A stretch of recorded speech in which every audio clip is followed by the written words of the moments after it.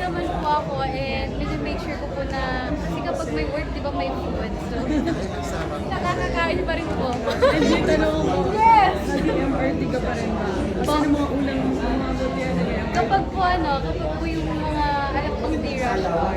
Kasi kapag ang hassle po kasi kapag rush hour. Kaya, Pero na, mas nakikilala ka na. ano po, nag-cut up na lang po kami. Thank you. Thank you so much. Thank you po.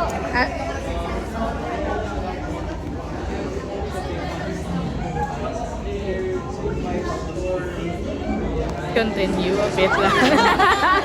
So as in, let's start off with something light. Yung tinanong ko din kila Robin and Angela, given your busy schedule, ano yung ginagawa mo para mag-distress or magtanggal pagod? Like hobbies, ganun.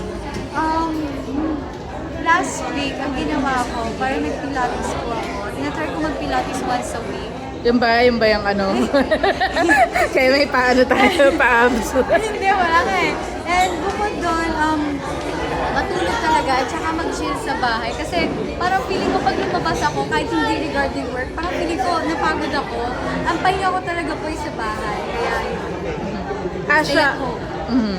yeah. Ash, if given the chance na meron kang, di ba, of course, idol niyo si Sarah G, di ba? Rin ka kanina. Pero given the chance na may iba ka pang maka-duet in the future, kasi you sing din eh, na let's say mag-headline ka ng sarili mo concert, sino yung mga gusto mong maging guest artists na Viva bukod kay Sarah? Bukod po kay Sarah, kinakanta ko po talaga yung mga kanta ni Miss Jules, tsaka ni Kyla. Because parang yung mga genre ko po kasi parang kapantay po dun sa kanila. And sobrang na-enjoy ko po talaga kantahin yung mga songs ko. And sobrang, kung makakaduet ko sila, ang laking, sobrang dream come true po talaga yun para sa akin. So last question na, kung may gusto kang gawing adaptation ng Wattpad series, yung ibang series na of course hindi pa nagagawa ng Viva, ano yung gusto mo? Actually, hindi po talaga ako mahilig magbasa ng Wattpad. So wala po akong ganun enough knowledge sa mga stories and sa mga... O ibang ano na lang, let's say K-drama, kung mag-adapt yung Viva. Oh, baka mahilig ka sa K-drama. K-drama? Oo. Gusto ko yung Alchemy of Souls.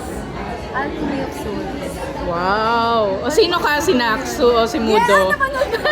Oo naman. Mas Naksu ka or Mudo? Dahil.